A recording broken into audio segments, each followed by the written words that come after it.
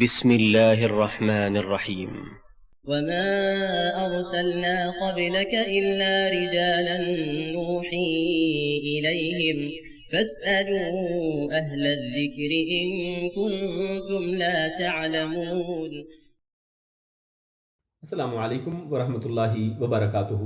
محترم ناظرین، آپ کے مسائل اور ان کا حل کتاب کو ہم پڑھ رہے ہیں، اور اس سلسلے میں آج ہمارے سامنے ایک نیا سوال ہے، اور آج کا سوال ترجمہ پڑھنے کا اجر کے حوالے سے ہے۔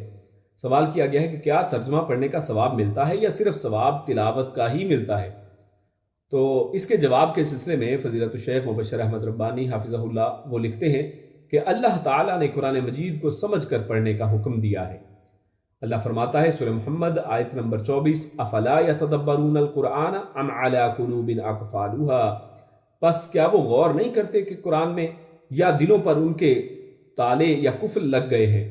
رسول اللہ صلی اللہ علیہ وسلم نے فرمایا کہ من یرید اللہ بہ خیرا یفقہہ فی الدین۔ مشکات کتاب العلم۔ اللہ تعالیٰ جس کے ساتھ بھلائی کا ارادہ کرنا چاہتا ہے اس کو دین میں سمجھ دے دیتا ہے۔ فرمانے باری تعالیٰ ہے، اللہ فرماتا ہے سورۃ البقرہ آیت نمبر 269 میں، اللہ جسے چاہے دین کی باتوں میں عقل اور سمجھ دے دیتا ہے، اور جسے سمجھ عنایت ہوئی اسے بڑی نعمت مل گئی، اور نصیحت قبول کرنا صرف عقل مندوں کا کام ہے، عقل مند کا کام ہے۔ حدیث میں ہے کہ عالم کی فضیلت عابد پر ایسے ہے جیسے 14ویں کے چاند کی فضیلت ستاروں پر ہے۔ مشکات کتاب العلم۔ ان دلائل سے معلوم ہوا کہ دین میں سمجھ بوجھ اور بصیرت حاصل کرنے کی فضیلت ملتی ہے۔ اگر قرآن کی تلاوت کے علاوہ ترجمہ پڑھنے اور دین میں بصیرت حاصل کرنے کا ثواب نہ ہوتا تو یہ فضیلت علماء کو بھی حاصل نہ ہوتی۔ البتہ صرف ترجمہ پڑھنے کو قرآن کی تلاوت قرار نہیں دیا جا سکتا۔